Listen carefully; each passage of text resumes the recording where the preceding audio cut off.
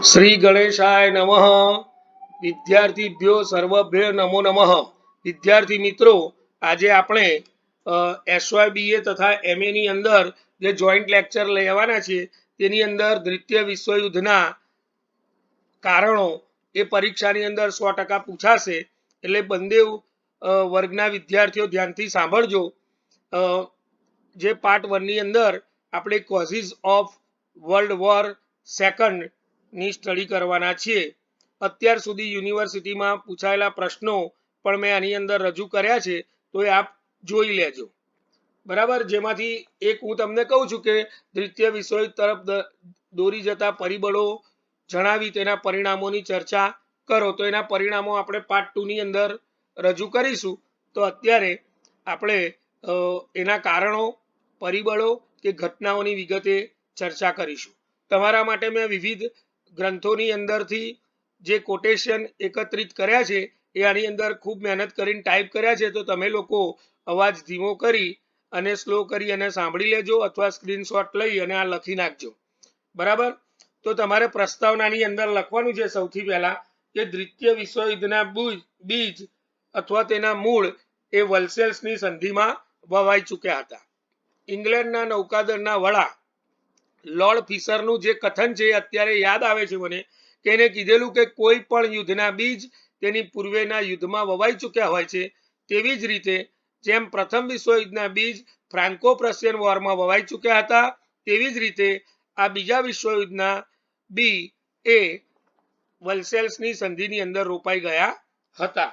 આમ મિત્રો, વલ્સેલ્સની સંધિ એટલી કડક હતી, અન્યાયી હતી, અપમાનજનક હતી કે હારેલા રાષ્ટ્રો સાથે પરાણે ઠોકી બેસાડવામાં આવેલી સંધિ હતી મિત્ર રાષ્ટ્રોએ. આથી અને એ એક સૌથી અગત્યનું કારણ ગણવામાં આવે છે. આ ઉપરાંત જેમ જેમ હિટલરનો ઉદય થયો, એટલે કે જર્મનીમાં એને નાઝી પક્ષની સ્થાપના કરી, સરમુખ હત્યારશાહીનો ઉદય થયો, ઇટાલીમાં ફાંસીવાદ અને બેનિટો મુસોલિની નો ઉદય થયો, તેમ આ તે પણ એના અગત્યના કારણો ગણવામાં આવે છે. આ ઉપરાંત જ્યારે 1929-30 ની અંદર વિશ્વવ્યાપી મહામંદી થઈ, ઉગ્ર રાષ્ટ્રવાદ થયો. આ ઉપરાંત રોમ, બર્લિન, ટોક્યો ધરી રાષ્ટ્રનું નિર્માણ કરવામાં આવ્યું. તેવી જ રીતે રાષ્ટ્રસંઘની અવગણના કરવામાં આવી. આવા બધા પરિબળોના કારણે જેમ જાપાને મંચુરિયા ઉપર આક્રમણ કર્યું, ઇટાલીએ એબિસિનિયા ઉપર આક્રમણ કર્યું, અને અંતે જ્યારે રશિયાની સાથે બિન આક્રમણના કરાર નક્કી થયા, ત્યારે એડોલ્ફ હિટલર ઘેલછામાં આવી ગયો અને તેને પોલેન્ડ ઉપર આક્રમણ કર્યું. 1 સપ્ટેમ્બર 1939 ના રોજ સવારે 5:30 કલાકે. અને આ જ સમયે દ્વિતીય વિશ્વયુદ્ધ નો પ્રારંભ થઈ ગયો એવું ઇતિહાસકારો અને વિદ્વાનો માને છે. કારણ કે એના 2 દિવસ પછી, એટલે કે 3 સપ્ટેમ્બરના રોજ ઇંગ્લેન્ડે અને ફ્રાન્સે જર્મની વિરુદ્ધ યુદ્ધ જાહેર કર્યું હતું. તો આમ કેમ બન્યું, જેની વિગતે આપણે ચર્ચા કરીશું. તમારે એના કોટેશન બ્લેક પેનથી લખજો કે યુદ્ધ જ્યારે પ્રારંભ થયું ત્યારે ઇંગ્લેન્ડના વડાપ્રધાન વિન્સ્ટન ચર્ચિલે 13મી મે અને 1940 ના રોજ પાર્લામેન્ટમાં જણાવ્યું હતું કે હું આપને માત્ર લોહી વહેરવાનું જ કહીશ, પરિશ્રમ કરવાનું, આંસુ અને પરસેવો વહેવાનું જ કહી શકું છું. મારી એકમાત્ર નીતિ યુદ્ધ કરવાની જ છે. પછી ભલે તે જળ પર હોય, સ્થળ પર હોય, આકાશમાં યુદ્ધ કરવું ભલે પડે, અને મારું એકમાત્ર લક્ષ્ય છે વિજય. ચાહે ગમે તેટલી આપત્તિઓ હોય, તેની વણઝાર આવી જાય, તેની વણઝાર પણ કેમ ના આવે, પરંતુ તેને પાર કરી વિજય પ્રાપ્ત કરવાનો જ છે. કારણ કે વિજય વિના જીવતા રહેવું એ મારે માટે અસંભવ છે. જ્યારે ઇંગ્લેન્ડનો વડાપ્રધાન આવું પોતાના ભાષણમાં કહેતો હોય તો તમે સમજી શકો છો કે આ યુદ્ધની ગંભીરતા કેવી હશે. નેક્સ્ટ. વિદ્યાર્થી મિત્રો, આ બધા કોટેશનો મેં તમારા માટે લખ્યા છે, એ તમે લોકો લખી નાખજો. હું અત્યારે પછી જ્યારે એની પરિસ્થિતિ આવશે ત્યારે ક્યાં સેટ કરવા એવું બોલી જઈશ. જો એટલે મેં તમને પ્રસ્તાવના પૂર્વ ભૂમિકા કીધી, ત્યાર પછી બી આવશે કે દ્વિતીય વિશ્વયુદ્ધ તરફ દોરી જતા પરિબળો, કારણો કે ઘટનાઓ. સૌથી પહેલું તમારું કોઝિસ કે કારણ છે કે જર્મની સાથે કરવામાં આવેલી વલ્સેલ્સની અન્યાયી સંધિ.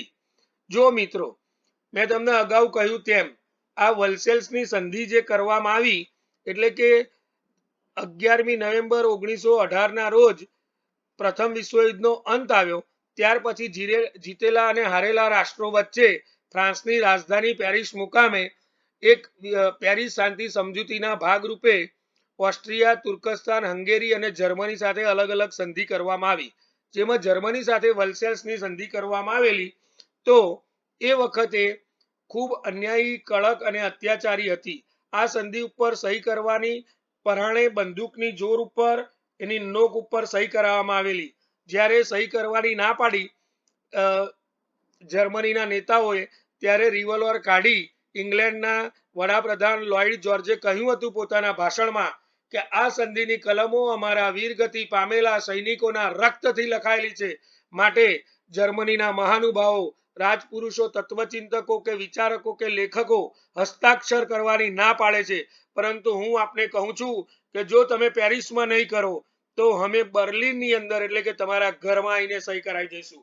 આ રીતે જ્યારે અશ્રુભીની આંખે સહી કરી, મિત્રો તમને ખ્યાલ નહીં હોય, 440 કલમો નાની મોટી બાત કરતા 80,000 શબ્દો 230 પાનામાં સહી આના ઉપર સહી કરવામાં આવેલી. એ માત્ર એક જ વ્યક્તિ શાંતિ પ્રિય હતા, જેનું નામ હતું અમેરિકાના પ્રમુખ વુડરો વિલ્સન. એને 14 મુદ્દાનો કાર્યક્રમ આપી અને ત્યારે રાષ્ટ્રસંઘની સ્થાપના કરવાની વાત કરેલી. જ્યારે આના ઉપર સહી કરવામાં આવી ત્યારે એડોલ્ફ હિટલર એને પોતે પોતાના ભાષણની અંદર કહેલું હતું જર્મનીમાં કે મારું માથું શરમથી ઝૂકી ગયું છે અને તેમની તરફનો મારો તિરસ્કાર એટલે કે મિત્ર રાષ્ટ્રો તરફનો મારો તિરસ્કાર અને ધૃણા કે દ્વેષ વધી ગયો છે અને છેવટે મેં રાજકારણમાં પ્રવેશવાનો નિર્ણય લીધો છે. આવું પોતે પોતાના ભાષણમાં કહ્યું. અને ત્યાર પછી જ્યારે એરિયોએ સર્વે સર્વાહા 1933માં બન્યો અને એને વલ્સેલ્સની સંધિને કાગળનું ચીથરું ગણી અને ફગાવી દીધું અને પોતાની લશ્કરી તાકાતમાં, લશ્કરી ભરતીમાં વધારો કરતો ગયો. આમ એ વલ્સેલ્સની સંધિ એ દ્વિતીય વિશ્વયુદ્ધનું સૌથી અગત્યનું કારણ ગણવામાં આવે છે. મિત્રો, નંબર 2, ઉગ્ર રાષ્ટ્રવાદને ઉત્તેજન. મિત્રો, આ ઉગ્ર રાષ્ટ્રવાદ જે જન્મ્યો એનું મુખ્ય કારણ હતું મિત્ર રાષ્ટ્રોની હારેલા રાષ્ટ્ર પ્રત્યેનો અન્યાય અને એમનું અપમાન. અને એનું બીજું કારણ એ પણ હતું કે મિત્ર રાષ્ટ્રો એટલે કે મહાસત્તાઓની અંદર રશિયા, પ્રશિયા, ઇંગ્લેન્ડ, ફ્રાન્સ જેવા લોકોએ ઇટાલી એમના તરફેણમાં લડેલું, તો પણ ઇટાલીને આ યુદ્ધ લૂંટ જ્યારે વલ્સેલ્સની સંધિમાં વહેંચવામાં આવી ત્યારે એમને કંઈ નહોતું મળ્યું, એટલે એને લોકશાહી પ્રત્યે ધૃણા થઈ ગયેલી.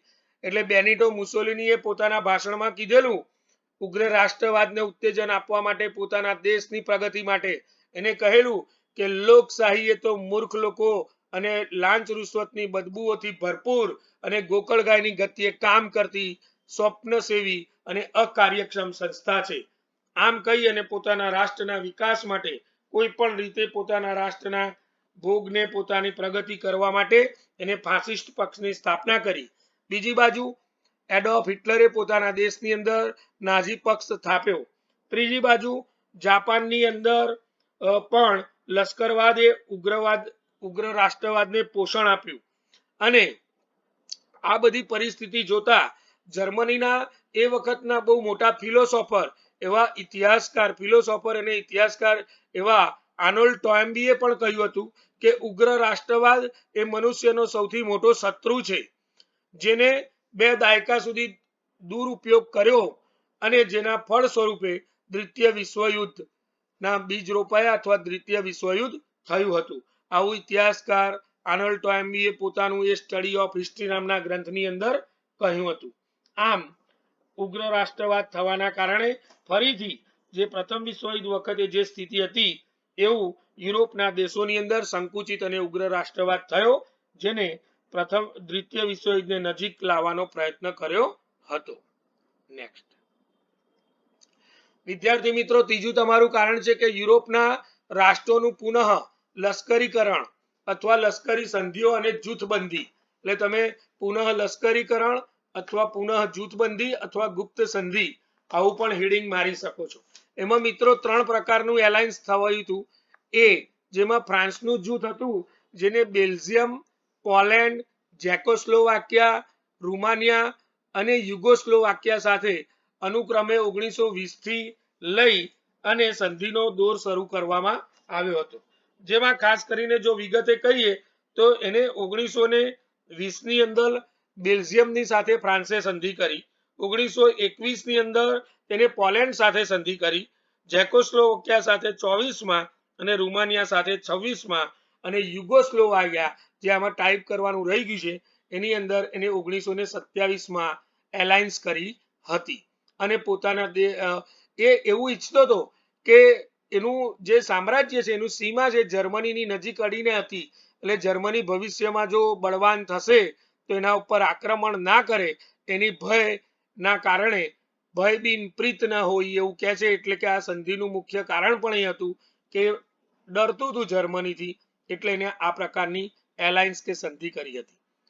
જેની અંદર પેટા પ્રકારમાં બી કે ઇટાલીનું જૂથ, તો ઇટાલીએ પણ મિત્રો ઈસવીસન 1924 થી 1930 દરમિયાન ખાસ કરીને કોની સાથે એલાયન્સ કરેલું, તો જેની અંદર ઇટાલીએ એ રૂમાનિયા, ઝેકોસ્લોવાકિયા, હંગેરી, તુર્કસ્તાન, ગ્રીસ અને ઓસ્ટ્રેલિયા જેવા સાથે અલગ અલગ સંધિ કરેલી હતી. એમાં એને 1924 ની અંદર ઝેકોસ્લોવાકિયા, 1925 ની અંદર એને હંગેરી સાથે અને 1928માં તુર્કસ્તાન અને ગ્રીસ સાથે ઈસવીસન 1930 ની અંદર ઓસ્ટ્રેલિયા સાથે સંધિ કરી હતી મિત્રો. નંબર સી, તો એની અંદર રશિયાનું જૂથ, ત્રીજું એક જૂથ હતું જે રશિયાનું હતું. રશિયાએ જર્મની સાથે, તુર્કસ્તાન સાથે, લિથુઆનિયા સાથે, ઈરાન સાથે ઈસવીસન 1922 થી ઈસવીસન 1927 દરમિયાન સંધિ કરી હતી, જેમાં રામેલોની સંધિ જે એને કરી રશિયાએ જર્મની સાથે અને બિન આક્રમણના કરાર કર્યા, જે આ લશ્કરીકરણની એક સીમા હતી એ સમય દરમિયાન, અને જર્મનીના એડોલ્ફ હિટલર એનાથી ખૂબ જ પ્રભાવિત થયા હતા અને બીજા વિશ્વયુદ્ધ માટે આ લશ્કરીકરણ અને જૂથબંધીઓ એ અગત્યનું કારણ બન્યું હતું. નંબર 4, પુનઃ લશ્કરીકરણ અને શસ્ત્રીયકરણ. આ જ્યારે એગ્રીમેન્ટ થયા ત્યાર પછી એડોલ્ફ હિટલરે પોતાના દેશની અંદર લશ્કરની ભરતી શરૂ કરી દીધી. એવી રીતે ઇટાલીએ પણ પોતાના દેશમાં, ઓસ્ટ્રિયા, તુર્કસ્તાન, હંગેરી બધા જ લોકોએ પોતાના રાષ્ટ્રની અંદર લશ્કરીકરણની પ્રક્રિયા શરૂ કરી, એટલે લશ્કરની ભરતી કરવામાં આવી, જે એના ઉપર નિશસ્ત્રીયકરણ કરી દેવામાં આવેલું હતું વર્સેલ્સની સંધિમાં, કે ભાઈ એને અમુક 1 લાખનું જ ભૂમિ દળ રાખવાનું, 15,000નું જ નેવી દળ રાખવાનું, એવી રીતે એને જે બધી સીમાઓ બાંધી દીધેલી, ઝેરી ગેસનું ઉત્પાદન નહીં કરવાનું, સબમરીનનું નહીં કરવાનું, તો એને બધું જ સબમરીન, ઝેરી ગેસ, ટોર્પીડો જહાજ, યુદ્ધ જહાજ, એરોપ્લેન, કારતૂસો બનાવવા કારખાના બધા અસ્તિત્વમાં આવ્યા, એટલે લશ્કરીકરણ અને શસ્ત્રીયકરણ કરવામાં આવ્યું. મિત્રો, આ લશ્કરીકરણ અને શસ્ત્રીયકરણ ના થાય એના માટે ઈસવીસન 1921-22 ની અંદર વોશિંગ્ટન મુકામે અમેરિકાની અંદર એક પરિષદ બોલાવવામાં આવેલી હતી. એમાં ખાસ કરીને 9 રાષ્ટ્રો ભેગા થયેલા હતા, જેમાં ઇંગ્લેન્ડ, ફ્રાન્સ, ઇટલી, જાપાની વગેરે, પરંતુ આ મહાસત્તાઓ એ જીતેલી સત્તાઓ હતી. આ નિશસ્ત્રીયકરણનું પાલન ખાલી બીજા રાષ્ટ્રોએ જ કરવાનું હતું, એટલે આ સંધિ પડી ભાગેલી, જેના કારણે લશ્કરીકરણની પ્રક્રિયા શરૂ થયેલી. આના પછી પણ બીજો એક પ્રયત્ન થયેલો 1925માં, અને એક પંચની નિમણૂક કરવામાં આવી. આ પંચે 6 વર્ષે પોતાનો નિર્ણય આપ્યો. એ પહેલા તો બધાએ લશ્કરીકરણ અને શસ્ત્રીયકરણની પ્રક્રિયામાંથી પાર પાડી દીધેલું. ભૂમિદળ, નૌકાદળ, હવાઈ દળ દરેક બાબતની અંદર પોતે પોતાની તાકાત વધારતા ગયા, અને જે રીતે વિશ્વયુદ્ધનું કારણ બન્યું હતું. પાંચમું તમારો જે મુદ્દો છે મિત્રો, કોઝિસ કે પરિબળ કે કારણ, એમાં નિષ્ફળ નીવડેલી જીનીવા નિશસ્ત્રીયકરણની પરિષદો. મિત્રો, આ જે જીનીવા મુકામે નિશસ્ત્રીયકરણની જે એટલે આ પરિષદ ભરવામાં આવેલી, એ જીનીવા મુકામે જે નિશસ્ત્રીયકરણની વિવિધ પરિષદો ભરવામાં આવી, જેમાં ઈસવીસન 1932 ની અંદર યુએસએ એટલે United state of America and USSR એટલે union of Soviet socialist Republic ના અધ્યક્ષપણા નીચે એક પરિષદ ભરવામાં આવેલી. આ પરિષદની અંદર નક્કી થયેલું હતું 1932 ની અંદર જીનીવાની અંદર કે ભાઈ આ બધાના પ્રતિનિધિઓ એટલે કે રિપ્રેઝેન્ટેટિવ ભેગા થયા અને હવે આપણે યુરોપ ફરીથી આવું પ્રથમ વિશ્વયુદ્ધ જેવી ઘટના ના થાય, યુરોપની અંદર શાંતિ અને જે સલામતી છે એ ડહોળાય નહીં, એટલા માટે આપણે નિશસ્ત્રીયકરણ કરવું જોઈએ. પરંતુ આ રાષ્ટ્રો એકબીજાના હિતો પોતાના રાષ્ટ્રીય સામ્રાજ્યવાદી નીતિ વધારવાની અંદર પડ્યા હતા. આમ ઓક્ટોબર 1933 ની અંદર જીનીવામાં જે નિશસ્ત્રીયકરણ માટેનું સંમેલન ભરાયું હતું એની અંદરથી ખાસ કરીને જર્મનીએ એની અંદરથી રાજીનામું આલી દીધું અને નિશસ્ત્રીયકરણની આ જે ચર્ચા વિચારણા હતી એ 1934 ની અંદર આ સંમેલન સમાપ્ત થઈ ગયું અને જેના કારણે આગળ જતા રોમ, બર્લિન, ટોક્યો એમ ધરી રાષ્ટ્રનું નિર્માણ થયું હતું. એના પહેલા એવી પરિસ્થિતિનું નિર્માણ થયું કે વિશ્વ 3 વર્ગમાં વિભાજિત થઈ ગયું, જેમાં તમારા છઠ્ઠા મુદ્દામાં આવશે લોકશાહી આપખુદશાહી વિચારધારા વચ્ચેનો સંઘર્ષ. મિત્રો તમને ખ્યાલ છે કે જ્યારે પ્રથમ વિશ્વયુદ્ધ પૂર્ણ થયું એટલે મોટા ભાગના દેશો છે વિશ્વના એ લોકશાહી વિચારધારામાં માનતા હતા, બરાબર. પરંતુ એની સામે વિશ્વની અંદર એક બીજો નવો આઈડિયોલોજી એટલે કે નવી વિચારધારા જન્મેલી, જેને આપણે સરમુખત્યારશાહી, ડિક્ટેટરશિપ કે લશ્કરવાદ તરીકે ઓળખીએ છીએ. આ લશ્કરવાદની અંદર ખાસ કરીને જાપાનની સરકાર લશ્કરવાદમાં માનતી હતી. ઇટાલીનો બેનિટો મુસોલિની એ પોતે લશ્કરવાદમાં માનતો હતો અને એના માટે જ એને ફાસિસ્ટ પક્ષની સ્થાપના કરેલી. 1924 માં તે સર્વે સર્વાહા થઈ ગયો. ત્યાર પછી જર્મનીની અંદર પણ નાઝી પક્ષના સ્થાપક એવા એડોલ્ફ હિટલર 1933 માં સત્તા ઉપર આવ્યો અને એને પણ સરમુખત્યારશાહી સરકારની સ્થાપના કરી.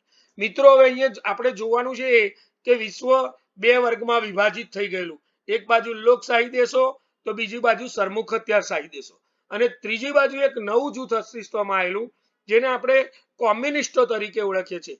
લોકશાહી દેશ, સરમુખત્યારશાહી દેશ અને ત્રીજું છે જે સામ્યવાદી દેશો. એટલે રશિયાની અંદર આ વખતે સ્ટાલિન સર્વે સર્વાહા થઈ ગયેલો. જોસેફ વિઝાનિયો જુગાસ્લેવી એનું મૂળ નામ હતું, ઉર્ફે આપણે લોકો અથવા તમે એને સ્ટાલિન તરીકે ઓળખો છો. તો મેન ઓફ સ્ટીલ એ સ્ટેલિને પણ પોતે પોતાનો સામ્યવાદની વિચારધારા એ લોકશાહી વિરુદ્ધની અંદર પ્રચાર કરવા માંડ્યો. હવે વિશ્વ 3 વર્ગમાં વિભાજિત થઈ ગયું. લોકો શિષ્ટાચારની ભાષાની અંદર લોકશાહીને ધુતકારવા લાગ્યા. બેનિટો મુસોલિની તો એટલો બધો યુદ્ધ પ્રિય હતો અને એને પોતાના ભાષણની અંદર કીધેલું મુસોલિનીએ કે આ બંને વિચારધારાઓ વચ્ચેનો સંઘર્ષ છે, એટલે કે લોકશાહી અને આપખુદશાહી આ બંને વિચારધારા વચ્ચેનો સંઘર્ષ છે, જેમાં સમાધાન અને સમજૂતીને કોઈ જ સ્થાન નથી. એટલે કે ડિક્ટેટરશિપ અને લોકશાહી, લોકશાહી એટલે લોકો વડે, લોકો દ્વારા, લોકોથી ચાલતી સરકાર, તમને ખ્યાલ છે મિત્રો. તો એ બંને વચ્ચે સમાધાન અને સમજૂતીની કોઈ સ્થાન નથી. આ સંઘર્ષને કારણે કાં તો અમે બચીશું કાં તો તેઓ બચશે એવું પોતાના દેશના લોકોને કહેવા વાળા અને લોકો ઘેલછામાં આવી ગયા. આમ પોતાના રાષ્ટ્રની પ્રગતિ માટે આ લોકોએ મૂડીપતિનો એટલે કે લોકશાહી વિચારધારાનો વિરોધ કર્યો, જે અને સામ્રાજ્યવાદી નીતિ અખત્યાર કરી, જે દ્વિતીય વિશ્વયુદ્ધનું અગત્યનું કારણ ગણવામાં આવે છે. નેક્સ્ટ વિદ્યાર્થી મિત્રો, તમારું 7મું પરિબળ છે રોમ, બર્લિન અને ટોક્યો ધરી રાષ્ટ્રનું નિર્માણ. વિદ્યાર્થી મિત્રો, આની અંદર તમને ખ્યાલ હશે કે આ રોમ, બર્લિન અને ટોક્યો ધરી રાષ્ટ્રનું નિર્માણ એ શું છે? તો મિત્રો રોમ છે ને એ ઇટલીની રાજધાની છે, બર્લિન છે એ જર્મનીની રાજધાની છે અને ટોક્યો એ જાપાનની રાજધાની છે. તો આ ત્રણેય દેશોએ ભેગા થઈ અને આ લોકોની વિચારધારા એક સરખી હતી એટલે એમને પ્રખ્યાત રોમ, બર્લિન, ટોક્યો ધરી રાષ્ટ્રનું નિર્માણ કર્યું.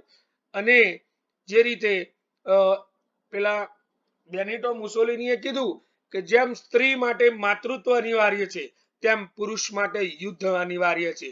અને એડોલ્ફ હિટલરે પણ કહ્યું હતું કે હું આક્રમણ કરીશ, આત્મસમર્પણ નહીં. આત્મસમર્પણ કરવું તે નાના બાળકોની વાત સમાન છે. દુનિયામાં બે જ વસ્તુ છે, વિજય અથવા પરાજય, આ સંઘર્ષમાં હું સફળ થઈશ અથવા નિષ્ફળ જઈશ, પરંતુ મારી આંખે મારા દેશનો પરાજય કદાપી નહીં જોઉં.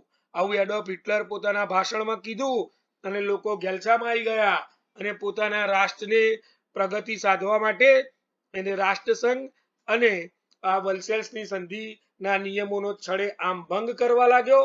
આમ લોકશાહી વિરુદ્ધ આ રોમ, બર્લિન, ટોક્યો ધરી રાષ્ટ્રના નિર્માણ એ દ્વિતીય વિશ્વયુદ્ધનું અગત્યનું કારણ બન્યું હતું મિત્રો. હવે ત્યાર પછીનું તમારો જે મુદ્દો છે, આઠમું કારણ છે, એમાં હિટલરના આક્રમણો અને સામ્રાજ્યવાદી નીતિ અને ઇંગ્લેન્ડ ફ્રાન્સની તુષ્ટિકરણની નીતિ મિત્રો. આ સૌથી અગત્યનું કારણ છે. ઘણીવાર એવું પૂછાય છે, જ્યારે હું MA કરતો હતો ત્યારે એવું પૂછાયેલું કે દ્વિતીય વિશ્વયુદ્ધ માટે ઇંગ્લેન્ડની તુષ્ટિકરણની નીતિ કેટલા અંશે જવાબદાર હતી. ઘણા બધાએ ડ્રોપ લઈ લીધેલો. એક સ્ટાલિનનો પણ એવો પ્રશ્ન પૂછવામાં આવેલો કે ઈસવીસન 1939 દરમિયાન રશિયાની અંદર આવેલા, સોવિયત રશિયામાં આવેલા પરિવર્તનો જણાવો. તો બે જવાબ એટલા ખતરનાક હતા કે લોકો છોડી દીધેલા. પણ મિત્રો આ તમે સમજશો તો ખ્યાલ આવી જશે. હિટલરની જે આક્રમક નીતિ હતી એની સામે, એટલે કે સામ્રાજ્યવાદી નીતિ હતી, પોતાના વિસ્તાર અને સત્તા વધારવામાં માનતો હતો.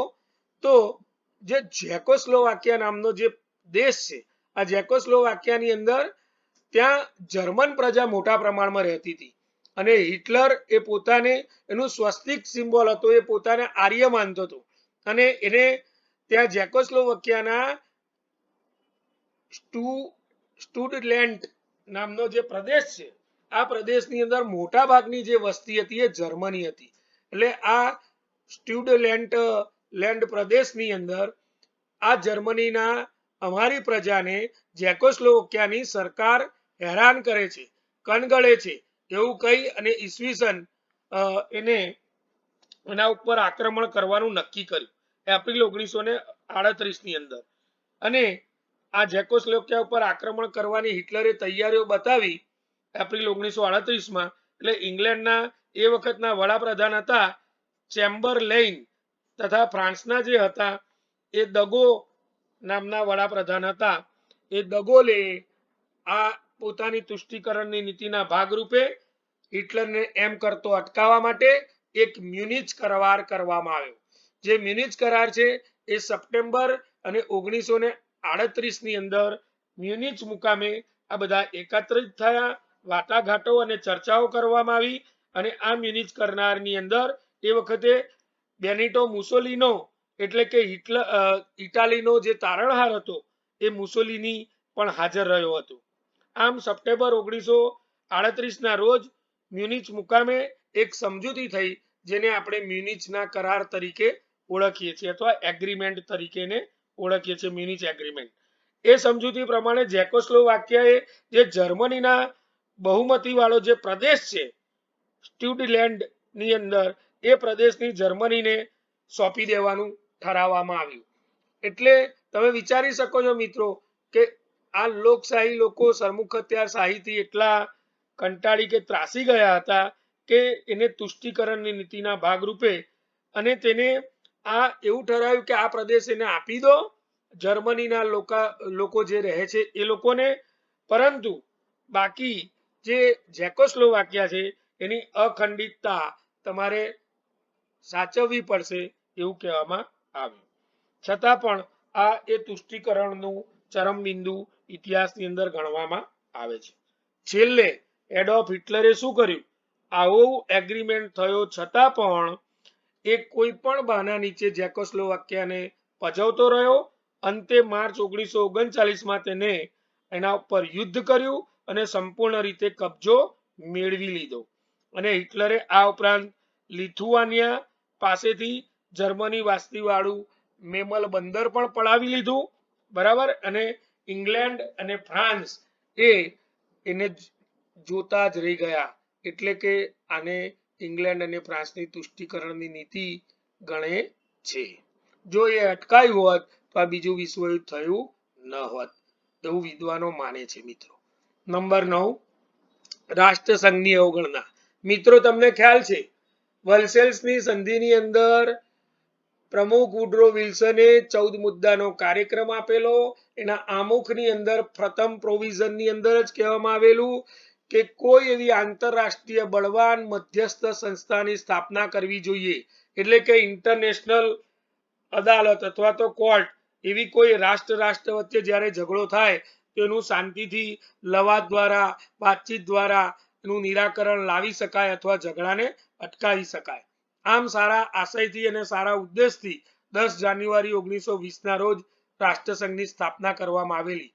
પરંતુ મિત્રો, રાષ્ટ્રસંઘ એ સરેઆમ નિષ્ફળ નીવડ્યું હતું, કારણ કે એવું કહેવામાં આવે છે કે ઇંગ્લેન્ડ જે અમેરિકા એના પિતા હતા રાષ્ટ્રસંઘની, જેને પ્રપોઝ કરેલી જન્મ આપવાની એવા અમેરિકાના પ્રમુખ વુડ્રો વિલ્સને, તો આ અનાથ બાળકને અથવા નવજાત શિશુને યુરોપના બારણે અનાથ બાળકની જેમ રઝળતું છોડી દીધું એવું કહેવામાં આવે છે. બીજી બાજુ જે ગેરેથોન નામના ઇતિહાસકારે કહ્યું છે, એટલે કે આ રાષ્ટ્રસંઘ એ બદનામ માતાની અપમાનિત પુત્રી હતી એવું નોર્મન બેન્ડવિચ કહે છે. રાષ્ટ્રસંઘની અવગણનાની શરૂઆત ક્યાંથી થાય છે મિત્રો? તો સૌ પ્રથમવાર ચાઇના છે ને એ મંચુરિયા ઉપર આક્રમણ કરે છે, અને જ્યારે મંચુરિયા ઉપર આક્રમણ કરે છે ત્યારે આ રાષ્ટ્રસંઘ દ્વારા એના ઉપર આર્થિક રીતે પ્રતિબંધો અથવા આર્થિક નાકાબંધી કરવાનું વિચારવામાં આવે છે, પરંતુ એને કોઈ સાથ આપતું નથી. અને જાપાન જે છે એ ત્યાં મંચુરિયાની અંદર એના જે હિતો હતા એ હિતો પોતે આક્રમણ કરી અને જીતી લે છે. બીજી બાજુ ઇટાલીનો તારણહાર એવો મુસોલિની એબિસિનિયા ઉપર આક્રમણ કરે છે અને એબિસિનિયાનો પણ કબજો લઈ લે છે. અને ત્રીજી બાજુ એડોલ્ફ હિટલર એ પોલેન્ડ ઉપર આક્રમણ કરે છે અને રાષ્ટ્રસંઘનો ત્યાં અંત આવે છે મિત્રો.